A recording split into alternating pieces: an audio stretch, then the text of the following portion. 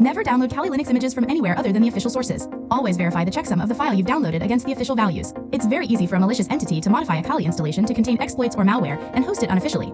Alright, let's start the session.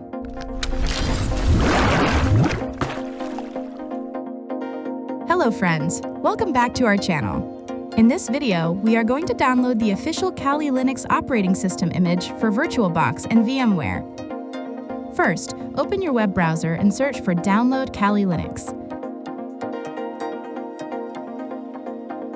Click on the official link to go directly to the download page.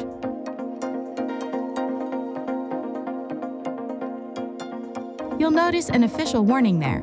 Never download Kali Linux images from anywhere other than the official sources.